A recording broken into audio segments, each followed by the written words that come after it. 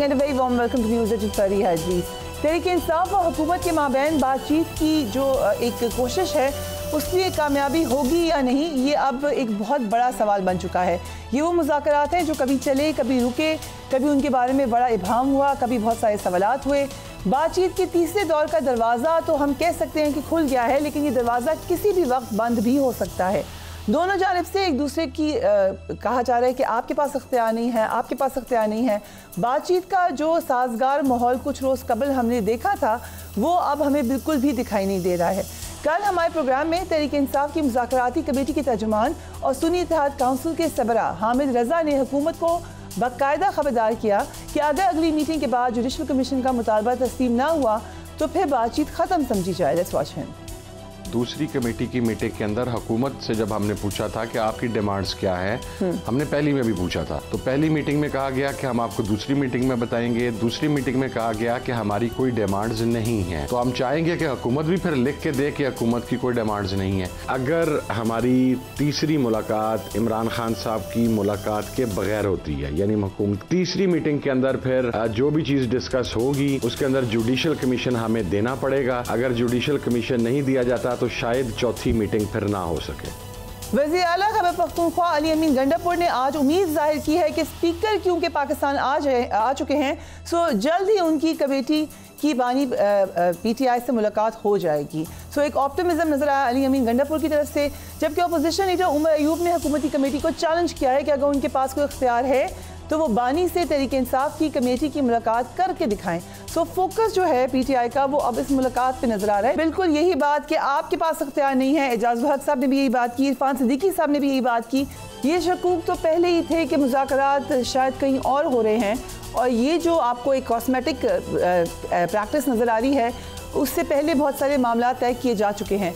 ऐसा था या नहीं इस बारे में तो हम नहीं कह सकते, लेकिन हुकूमत और तहरीक-ए-इंसाफ के माबैन बातचीत के अलावा जो बैकडोर राब्ते हैं ये बात अब कही जा रही है। पहले हमने देखा कि नुसरत जावेद साहब ने ये स्टोरी ब्रेक की, कल मोहम्मद मालिक साहब ने भी यही बात की। ज़रा देखिए। उमैर नियाज़ी साहब very warm welcome to you. So backdoor राब्ते हैं बुशरा बीबी के विद समवन। अब देखिए, इस तरह की इस बात की किसी तरफ से तो तस्दीक नहीं है। खान साहब ने जो बनाई कमेटी 5 रुकनी पहले बनाई जो एक्सपैंड करके 7 रुकनी हो गई, सामने तो वही है, और एजेंडा भी इस मीटिंग का खान साहब ने ही सेट किया।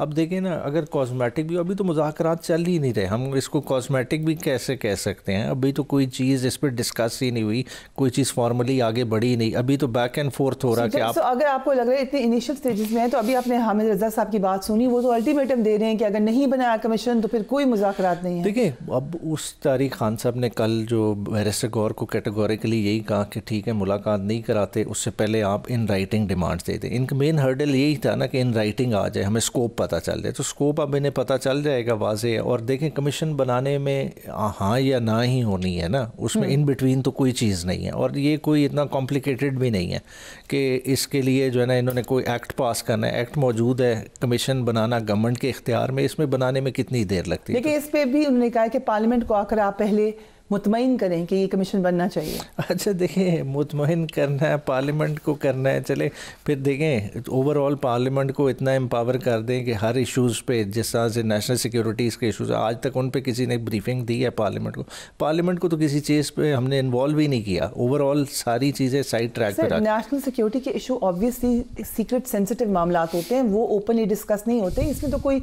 हैरत की बात नहीं है, लेकिन उसको आप एक सियासी बात से तो नहीं मिला सकते। नहीं, देखिए 9 मई के वाक़यात सामने हैं। देखिए, पिछला पूरा साल सारी प्रेस कॉन्फ्रेंसेस सब कुछ का जोर 9 मई पे रहा, फिर 26 नवंबर के वाक़यात सारे सामने हैं। ठीक है, इनको आप कमीशन के ज़रिए प्रोब करने में ऐसी क्या कबाहत है कि आपको ख़तरा है कि कोई जो है ना चीज़ जो इस वक्त छुपी हुई है वो बाहर आ जाएगी। बात है एक फुटेजेस की बात है, डिजिटल एविडेंस है, ठीक है, जो कोई इलेक्ट्रॉनिक एविडेंस है, कोई ओरल शहादतें हैं, वो सारा कमीशन रिकॉर्ड कर लेगा, चीज़ें वाज़ेह हो जाएगी। कि 22 मई पे कमीशन बनता है और वो आपको बताता है कि PTI शामिल थी, आप ही के लोग थे, अब तो नजर भी आ गए, सजाएं भी होगी उनको, फिर क्या वो सजाएं किधर से हुई हैं?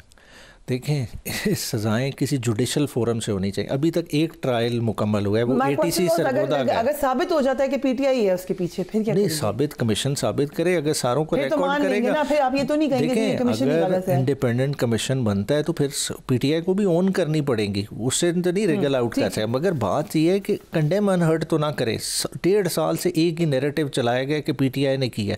पीटीआई की किसी ने सुनी?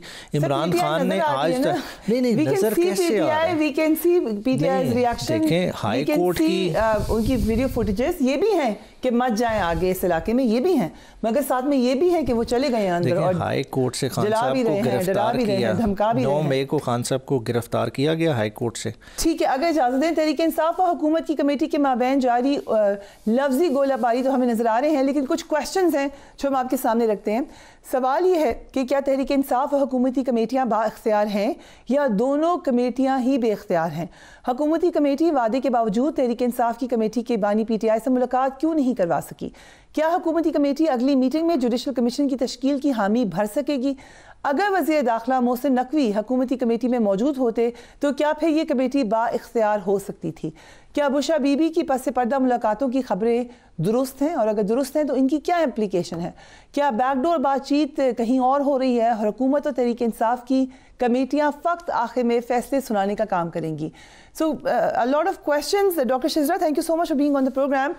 आपने भी ये बातें सुनी होंगी बैकडोर राब्तों की, what do you say about that? जी बहुत शुक्रिया। देखें, जहाँ तक बैकडोर रवाबत का मामला है, वो तो उसकी कोई ऐसी मुसद्दिका खबर नहीं है या जिसके ऊपर हम कह सकें कि कोई ऐसे बैकडोर मामला चल रहे हैं। लेकिन जो मुज़ाकरात हो रहे हैं, जिनके लिए कमिटीज़ तश्कील दी गई, जिनके लिए हुकूमत ने तमाम जमातों से रिप्रेजेंटेटिव्स लिए और वो पीटीआई की तरफ से भी ये कमेटी आई, असल वो इम्पोर्टेंट मैं समझती हूँ वो है क्योंकि उसको पार्लियामेंट को प्लेटफॉर्म बना के तो हमने बात की। अभी आपके जो पीटीआई के रुकन थे वो कह रहे थे कि पार्लियामेंट का इससे ताल्लुक क्या? देखिए, पार्लियामेंट को ही तो हमने प्लेटफॉर्म बनाया है, इसीलिए स्पीकर साहब ने इसके लिए इनिशिएटिव लिया। पार्लियामेंट को एक सुप्रीम बॉडी समझते हुए और पार्लियामेंट को के अंदर लोगों की जितने भी अवाम है उनके रिप्रेजेंटेटिव्स, यही तो सबसे बड़ा ताकत का सरचश्मा है अवाम।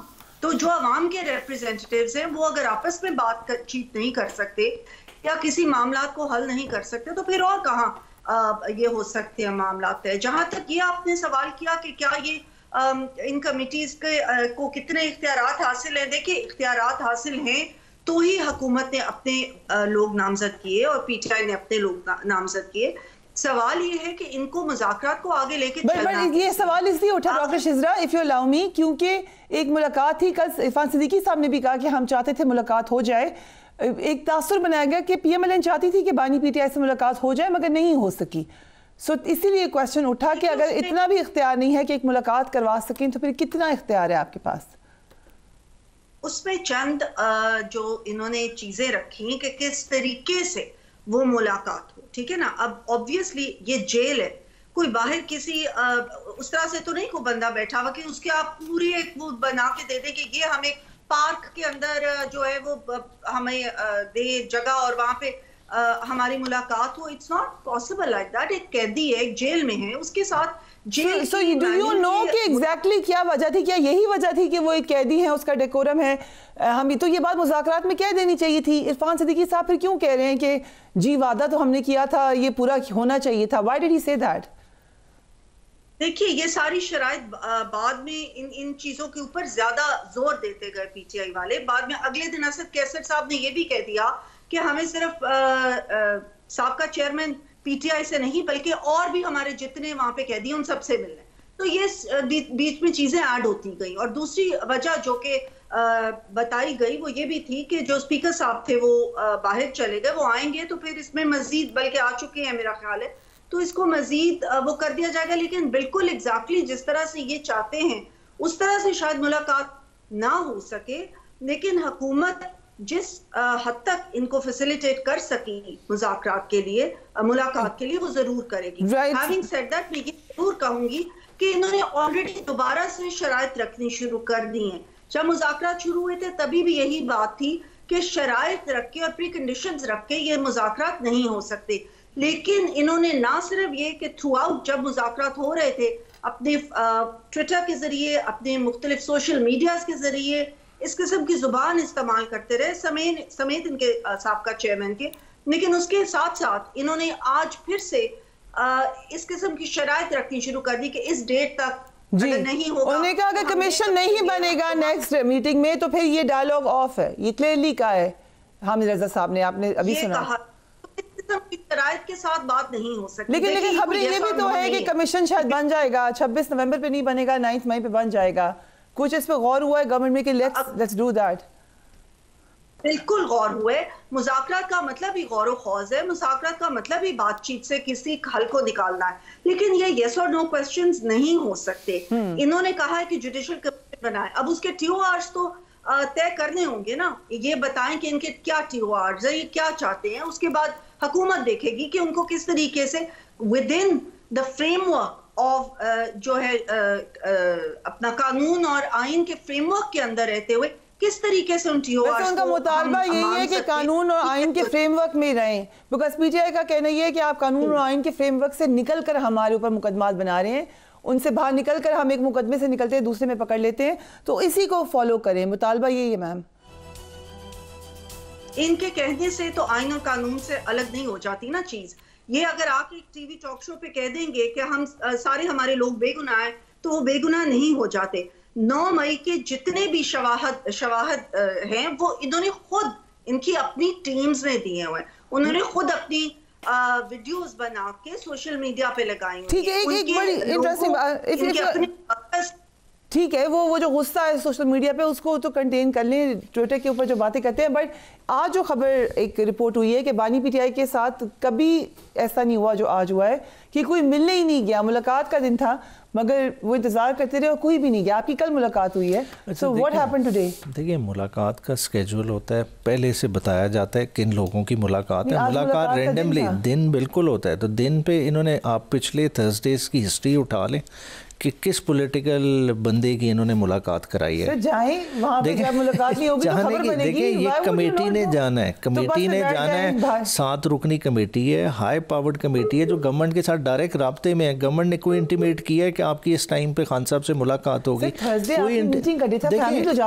देखिए, फैमिली की मुलाकात ट्यूसडे को होती है, फैमिली की मुलाकात का इससे क्या ताल्लुक है? आज पार्टी की मुलाकात, आज पॉलिटिकल लोगों की मुलाकात। पॉलिटिकल लोगों की मुलाकात हमेशा आपको जेल सुपरिटेंडेंट कन्वे जब होएगा तब होता है। देखें, रैंडम तो नहीं है कि खान साहब को मिलने जना वो 9 बजे पहुंच जाएंगे। बाकायदा टाइम स्लॉट दी जाती है, बताया जाता है और फिर जाते हैं। जब बताया ही नहीं गया, देखिए मुलाकात ये कराना या ना कराना ये इशू ही नहीं है। देखें, अगर 7 बजे अडयाला के दरवाजे खुल सकते हैं तो रात 9 बजे भी खुल सकते हैं। बात है जिन्होंने करवानी होती है वो करवा देते हैं। बात है कि अभी ये खुद तजब्जुब का शिकार हैं कि मुलाकात कराएं ना कराएं, हमने आगे बात क्या करनी है, जब इन्हें खुद अपने पैरामीटर्स का ही नहीं पता, अपनी लिमिटेशंस का ही अभी तक पूरा नहीं पता, तो इस वजह से ये सारा डिले कर रहे हैं। राइट मैम, शिजा आपने अभी कहा कि इनकी तरफ से सख्त ज़बान होती है।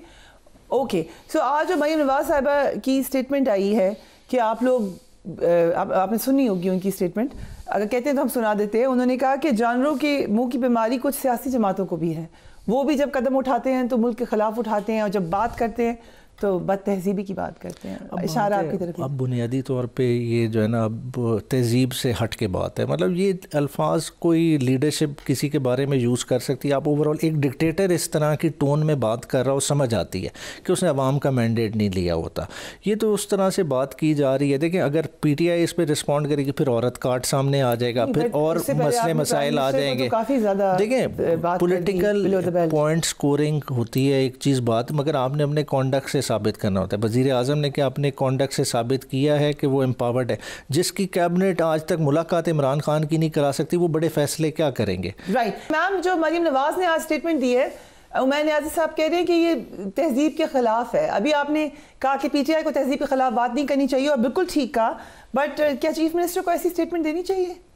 देखिए, अगर उन्होंने ये बात चीफ मिनिस्टर साहिबा ने की है तो उसके पीछे क्या मुहर्रिकात हैं? आप बताएं कि क्या अली अमीन गंडापुर साहब जब अपने करते हैं तकरीरें तो उसमें किसी को भी नहीं छोड़ते। उन्होंने सहाफ़ियों को नहीं छोड़ा, उन्होंने ख़वातीन को नहीं छोड़ा, उन्होंने किसी को नहीं छोड़ा। और किस किस किस्म का लहजा, किस किस किस्म के अल्फाज उन्होंने इस्तेमाल किए हुए ये सब जानते हैं। और ना सिर्फ ये, बल्कि PTI ने ही तो ये मामला शुरू किए थे। ये जो बदजुबानी, बदकलामी, गालियों का कल्चर है, ये तो शुरुआत ही पीटीआई ने की थी। और इनके जब साबका चेयरमैन बैठ के अपनी मीटिंग्स किया करते थे तो वो उस लोगों को शाबाश देते थे जो सबसे ज्यादा बताते थे कि हमने बदजुबानी की, हमने बदकलामी की।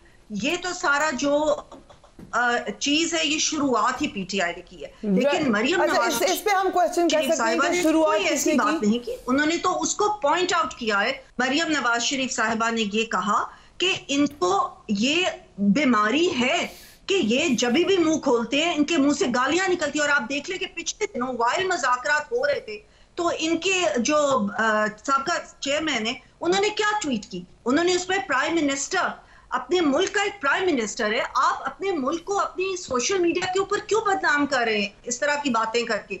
इन्होंने अफवाज के मुताबिक बारे में किस किस्म की बातें की, इन्होंने अपने चीफ ऑफ आर्मी स्टाफ के बारे में किस किस्म की ट्वीट्स नहीं की हुई। ये सारी चीजों तो इन्होंने की हुई है। मरियम नवाज शरीफ साहिबा ने सिर्फ ये पॉइंट आउट किया है कि ये इनका वतीरा है, ये इस किस्म की लैंग्वेज इस्तेमाल करते हैं, ये इस किस्म के इकदाम उठाते हैं। और हमने देखा है कि इन्होंने इस किस्म के इकदाम उठाए। इन्होंने अपने वुज़रा से IMF को कत्ल। ठीक है डॉक्टर शिज़ा एंड उमैर नियाज़ साहब, thank you so much for joining us on the programme. हम एक ब्रेक लेंगे and we will be right back.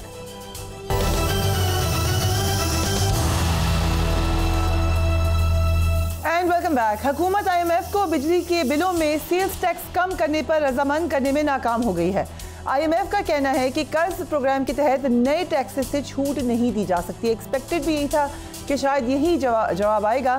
Sales tax छूट से टैक्स अदाफ का हसूल मुमकिन नहीं रहेगा। IMF ने तो बिजली की कीमत में कमी की इजाज़त नहीं दी है, लेकिन वज़ीर तवानाई अवैस लगारी ने दावा किया है कि हुकूमत बिजली की कीमत में कमी के लिए IMF से बातचीत कर रही है। Let's watch him. तकरीबन कोई 1100 अरब रुपए की बचत तकरीबन हमने मटीरियलाइज कर चुके हैं। अब हुकूमत के प्लांट्स की बारी है। तमाम जितने भी पावर प्रोड्यूसर्स हैं, चाहे वो प्राइवेट सेक्टर है या पब्लिक सेक्टर है, सबके कॉन्ट्रैक्ट्स रिव्यू होके इंशाल्लाह आवाम को बहुत अच्छी बचत होगी। आज अगली काबीना के अंदर मजीद 15 प्लांट्स की रिव्यू कॉन्ट्रैक्ट्स जा रहे हैं, तो हमने बहुत बड़ी प्रोग्रेस की है। मल्टी ईयर टैरिफ एक होता है अपने 7 साल। उन्होंने जमात इस्लामी ने गुज़िश्ता बरस लियाकत बाग में बिजली की कीमतों में कमी के लिए धरना दिया था। धरने का खात्मा एक मुआहदे पर हुआ जिसमें हुकूमत ने बिजली की कीमतों में कमी के लिए IPPs के साथ मुआहदों पर नज़रसानी का ऐलान किया था। इस मुआहदे के बाद हुकूमत ने कई IPPs के साथ मुआहदे ख़त्म किए और दीगर के साथ मुआहदों पर नज़रसानी का अमल भी शुरू किया। अब तक आम आदमी को तो हम नहीं देख सकते कि ये जो चेंजेस हैं या कुछ स्टेप्स हैं वो उनके मामलात में रिफ्लेक्ट हों। अब जमात इस्लामी ने एक बार फिर महंगी बिजली के खिलाफ सड़कों पर आने का ऐलान कर दिया है। Let's watch that. फौरी तौर पर बिजली की कीमतों में कमी होनी चाहिए। पिछले 6 महीने से ऐलान कर रहे हैं कि हम बिजली की कीमत कम कर देंगे, लेकिन अब तक इन्होंने कम नहीं की है। लिहाजा अब हमने ये फैसला किया है कि हम अपनी एहतिजाजी तहरीर को असर नौ शुरू करेंगे और 17 जनवरी को पूरे मुल्क में एहतिजाज किया जाएगा बिजली की कीमतों में कमी करने के लिए। और फिर उसके बाद हम अगले लाएअमल का भी अपना ऐलान करेंगे। हम भी जानते हैं कि IPPs के ये मसाइल 1994 से चल रहे हैं, इसमें हर हुकूमत शामिल रही है। चंद 100 लोगों को फैज पहुंचाने के लिए 2000 अरब रुपए कौम के बिजली के बिलों में टैक्स लगा के, पेट्रोल की लेवी लगा के, तनख्वाहदारों का टैक्स बढ़ा के, खाने पीने की चीजों पर सेल्स टैक्स लगा के और तरह तरह से लोगों को जेबों पे डाका डाल के ये चंद लोगों को 2000 अरब रुपए देते हैं। दूसरी जानिब मुल्क में सोलर पैनल इस्तेमाल करने वालों की तादाद में रिकॉर्ड इजाफा देखने में आ रहा है। नेपरा की रिपोर्ट के मुताबिक 2024 में सोलर सार्फिन की तादाद में बड़ा इजाफा हुआ है। इस रिपोर्ट की डिटेल्स आप देख सकते हैं। कुछ मेन पॉइंट्स ये हैं कि मुल्क में सोलर सार्फिन की तादाद बढ़कर 1,56,000 से जायद हो गई है। सोलर नेट मीटरिंग की सलाहियत 2200 मेगावाट तक जा पहुंची है। मुल्क में बिजली की मजमूई पैदावारी सलाहियत 45,888 मेगावाट है। इसकी दीगर details you can watch on the screen. I start with you Arshad Abbasi साहब, thank you so much for being on the programme. आज ही खबर आई है कि IMF ने बिजली के बिलों में सेल्स टैक्स को ख़त्म करने से इनकार कर दिया है, लेकिन वज़ीर तवानाई अभी भी कह रहे हैं कि हम बिजली सस्ती करेंगे तकरीबन 10 से 12 रुपए तक। अब ये पॉसिबिलिटी है? ये पहली बात तो ये कि अभी तक इन्होंने 5 IPP के साथ जो है वो कॉन्ट्रैक्ट खत्म किए हैं या अबॉलिश किए हैं। वो IPPs हैं जिनकी पावर परचेज एग्रीमेंट 2021-2022 में ऑलरेडी एग्जॉस्ट हो चुकी थी। ये कोई नथिंग एक्स्ट्रा ऑर्डिनरी, कोई इन्होंने एक्स्ट्रा ऑर्डिनरी काम नहीं किया, बल्कि ये देखिए वहाँ पे ऐसे लोग बैठे हुए जिन्होंने इनके 2030 तक एग्रीमेंट किए। अब बात ये है कि जिस तरह आपने कहा है सोलर पैनल का, आप यकीन करें आप गाँव में चले जाए, किसी जगह चले जाए, लोग अपनी बीवियों का जेवर बेच के, माल मवेशी बेच कर सोलर पे जा रहे हैं, और ये सोलर पे इतनी तेजी से जा रहे हैं कि मेरा ख्याल है कि अब हमारी जो डिमांड है वो 22-23 हज़ार से ऊपर नहीं जाए। इंडस्ट्री वैसे डाई हो रही है, आगे हमारे पास बड़े बड़े प्रोजेक्ट और आ रहे हैं। बादशाह डैम आ रहा है, आगे दासो आ रहा है, ये 2 साल में ये ऐड हो जाएंगी, 10,000 मेगावाट वो आ जाएगी। असल में जो बैड प्लानिंग जो हम इसने भी की है पाकिस्तान में, उसने जुल्म कर दिया है कि ये क्या किया, इतने बड़े पावर प्लांट हमारे ऊपर लगा दिए। अब जहाँ पे रीनेगोशिएशन की बात है, एक आपके प्रोग्राम में बात बता दूं, जब मैं नैब में था तो एक बात देखी थी कि जितने भी ये पावर परचेज एग्रीमेंट है, इसमें arbitration London court of arbitration है, यहाँ पे कोई कोर्ट कोई कुछ नहीं कर सकता। अनलाइक इंडिया में वहाँ पे तकरीबन 140 IPP थे, राइट, वहाँ पे जितने भी आर्बिट्रेटर है, यानी इन केस के डिस्प्यूट हो जाता है IPP versus government of India, तो क्या है वहाँ उनका रेगुलेटर के पास, ट्रिब्यूनल के पास जाएंगे। ठीक है, बट बात साहब जो क्वेश्चन था मेन कि आपको लग रहा है कि ये फार फेच्ड दावा है या एक्चुअली पॉसिबिलिटी है? देखिए जिस हिसाब से ये बात कर रहे हैं, ये आई एम वेरी सॉरी, कल प्राइम मिनिस्टर की अपनी स्पीच थी कि हमें IMF के पास जाना पड़ेगा। फरिया एक बात याद रखिए, पूरी कौम को बताना पड़ेगा। ये बताइए कि वो लोग जो पार्ट ऑफ प्रॉब्लम थे, यानी नेप्रा, CPAPA, वही रीनेगोशिएट कर रहे हैं। मुझे बताएं कि क्या वो अपने हाथों से लगाई वो गांठें खोल सकेंगे? Very important question.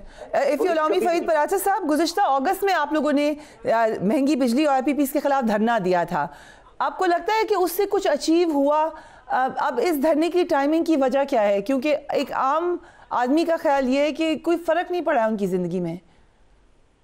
बिस्मिल्लाहिर्रहमानिर्रहीम। फरिया, हमने 14 दिन धरना दिया था और हबस भी था, गर्मी थी और बारिश का मौसम था। हमारे लोग बैठे रहे और हमने आइडियल धरना दिया, हमने ट्रैफिक को खराब नहीं किया। और 45 दिन इस हुकूमत ने लिए, हमने 45 दिन दिए, तहरीरी मुआहिदा किया और उसके बाद ये कि फिर हमने पूरा मौका दिया। लेकिन आप देखें कि ये एक धोखाधड़ी की वारदात है। हुकूमत कह रही है कि 1500 अरब रुपया हमें बचत हुआ है सरकारी खजाने में। मजीद इसके जो IPPs के 5 यूनिट बंद हुए हैं, उनके साथ हमारे मुआहदे खत्म हुए हैं। 1500 अरब रुपए की हमें बचत हुई है। वो बचत आवाम को क्यों नहीं मिल रही है? आप आवाम के साथ धोखा क्यों कर रहे हैं? टैक्स इस्तिस्ना आपने दिया इन IPPs को। 100 करोड़ रुपए का रोजाना इस कौम को 100 करोड़ रुपए का रोजाना इस कौम को चूना लग रहा है। आप अंदाजा लगाएं कि 13,000 मेगावाट बिजली ले रहे हैं, 43,000 मेगावाट के हम पैसे दे रहे हैं, 5,000 करोड़ रुपया बिजली बनाने वालों को दे रहे हैं, 26,000 करोड़ रुपया बिजली ना बनाने वालों को दे रहे हैं। कैपेसिटी चार्जेस का वहीं पे मामला है। फ्यूल एडजस्टमेंट जो है वो भी उसी तरह से मौजूद है। वो मुआहदे डॉलरों में कीमत दे रहे हैं, IPP से लेकर डॉलर हम इनको दे रहे हैं और 400 खानदान हैं जो इससे फायदा उठा रहे हैं। आप देखें ये इतनी बड़ी इस डकैती है, इतनी बड़ा एक धोखाधड़ी की वारदात है जो इस कौम के साथ हुई है। अब उसके बाद ये कि आप रोज हमारे वजीर तवानाई, अब भी उनका बयान जो है वो टिकर्स में चल रहा है कि जी हम आपको रिलीफ देंगे। भाई कब देंगे? आप ये कितने मुद्दत से आप कौम से वादे कर रहे हैं और IMF के पास आप जा रहे हैं ये इजाजत लेने के लिए कि मुअद्दबाना गुजारिश है, अगर आप इजाजत दें तो हम अपनी कौम को रिलीफ दे लें। आप अंदाजा करें कि ये किस तरह का। कहते हैं जी कि हम नए प्लांट आप लगा रहे हैं जिस मुल्क में पानी सारा साल दरिया बहते हैं, जिस मुल्क में हवाएं बेरोक टोक चलती हैं, जिस मुल्क में धूप सारा साल चमकते हैं सूरज, उस मुल्क के अंदर हम ना पानी से बिजली बना रहे हैं, ना धूप से बना रहे हैं, ना हम हवा से विंड एनर्जी बना रहे हैं। इसलिए ये सारे के सारे हमारे जो मुतालबात हैं जिसके लिए हम 17 जनवरी को फिर धरना देंगे। अगर मैं डिटेल में पूछती हूँ आपके मुतालबात पर, अच्छा साहब अगर इजाज़त है, मुज़म्मिल असलम साहब भी हमारे साथ मौजूद हैं। मुज़म्मिल असलम साहब, जो आपने देखा होगा वज़ीर तवानाई ने एक बड़ी ऑप्टिमिस्टिक बात भी की, लेकिन उन्हें वज़ीर आला खैबर पख्तूनख्वा पर तनकीद की। उन्होंने कहा कि सूबे में जो कुंडा कल्चर है, इस हवाले से जो कारकर्दगी होनी चाहिए वज़ीर आला की, वो नहीं है। देखिए बिस्मिल्लाहिर्रहमानिर्रहीम, गाड़ी आप चलाएं और गलती से जो है वो गाड़ी आप खैबर पख्तूनख्वा पे ले आए और अगर आप गाड़ी को जो है एक्सीडेंट कर दें तो आप खैबर पख्तूनख्वा पे इल्ज़ाम लगाए, तो ये कोई तरीका तो नहीं है ना। पेस्को है किसकी? क्या पेस्को में सूबाई मुलाजिम बैठ के काम करते हैं? पेस्को का CEO बोर्ड ऑफ डायरेक्टर के सूबाई हैं? तो ये बच्चों वाली बातें करते हैं। और दूसरा, मैं इंतजार कर रहा था ये आप सवाल करें, इनकी आप बुक्स की इंतहा देखें, जहाँ ये खुद बैठे हुए इस्लामाबाद में आइस्को। अब आप ये देखें कि आईएसको में पिछले 6 महीने में 12 अरब रुपए की चोरी हुई है। अगर ये इतने ज्यादा ऑनेस्ट होते या इतने ज्यादा इनको वो होती तो ये बात करते कि इस्लामाबाद में सबसे पहले कहते कि इस्लामाबाद में चोरी हो रही है और मैं इसको खत्म करूंगा। वहां बैठ के चोरी करवा रहे अपने नाक के पीछे, और फिर पेस्को जिनके अपने जेर इंतजाम है उस पे जो है वजीर आला खैबर पख्तूनख्वा पे डाल रहे हैं। तो ये बहुत ज्यादा इनकी जिसे कहते हैं ना डिसऑनेस्टी है। फिर उसके बाद पाकिस्तान में जो है सबसे ज्यादा बिजली जो है ये सखर इलेक्ट्रिक में चोरी होती है, उसका नाम नहीं लिया इन्होंने। हैदराबाद इलेक्ट्रिक में चोरी होती है, वहां पे क्या वजीर आला नहीं बैठे में? तो ये हम ना कर सकने वाले नाकारा लोग। फिर ये बिजली महंगी किसने की है? इन्होंने की है। खैबर पख्तूनख्वा तो 5 रुपए की बिजली बनाता है और 70 रुपए की खरीदता है। आप पे एहसान किया हुआ पकड़ के, और उस एहसान को आप जो है उन्हीं पे ताने करते हैं क्योंकि आपने मीडिया पे कंट्रोल किया हुआ है। मीडिया पे सारी जो है बात सिर्फ खैबर पख्तूनख्वा PTI से शुरू करते हैं और वहीं खत्म कर देते हैं। बाकी तो कुछ पाकिस्तान तो पता नहीं अमेरिका को भी पीछे छोड़ चुका हुआ है। हालत अपनी देख नहीं रहे और दूसरों पे इल्जाम तराशी करते हैं बैठ के। और सबसे ज्यादा ये जो वजीर तवानाई है, जहां पे जिस इलाके से है पाकिस्तान की सबसे ज्यादा बिजली इनके फीडर से चोरी होती है 90%। वहां पे तो जाके कोई काम नहीं कर सके। और हालांकि ये वजीर तवानाई है और जाके जो अली अमीन और रैस है जिस दिन खैबर ने पानी की बिजली दावा कर दिया था कि हमारे रेट पे हमें वापस करो, तो फिर पता लग जाएगा पूरी 100% के 200% रिकवरी दे देंगे। ओके, अगर इजाजत है हम थोड़ा सा आपके साथ राब्ता भी बेहतर करेंगे क्योंकि आपकी आवाज इतनी क्लियर नहीं आ रही। Will take a break and we will be right back.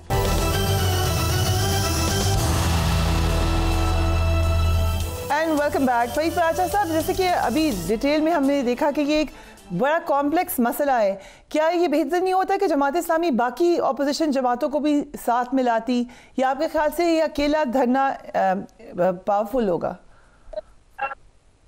देखिए, हमने तो सब जमातों से बात कर रहे हैं, सब जमातों के सब वर्कर्स हमारे साथ हैं। हमारी ये दावत जो है सबके लिए है। हम इसलिए कि मुतासर तो सब हैं। कौन सी जमात का वर्कर है कि जिसको हत्ता के खुद मुस्लिम लीग नून के वर्कर्स हमसे राब्ता कर रहे हैं, पीपल्स पार्टी के वर्कर राब्ता कर रहे हैं। इसलिए कि मुतासर तो सारे हैं, सबके बिल ज्यादा आ रहे हैं। हर कोई जो है, कई ऐसे अफराद हैं कि जिन्होंने अपने घरों के, किसी ने मोटरसाइकिल बेचा है, किसी ने कोई और बेच के तो अपने बिल अदा कर रहे हैं। वह एक्सपोर्ट तबाह हो गई है, फॉरेन इन्वेस्टमेंट नहीं आ रही। हम मुतालबा करते हैं कि फोरेंसिक ऑडिट इनका करवाया जाए। हुकूमत इस बात को नहीं मान रही। हम तो समझते हैं कि इन तमाम IPPs पे, जिनमें बेशतर पे इन पे आर्टिकल 6 के तहत इन पे तो मुकदमात कायम करने चाहिए। इन्होंने तो कौमी गद्दारी का ये मुर्तकिब हुए हैं जिन्होंने इनकी इजाजत दी है।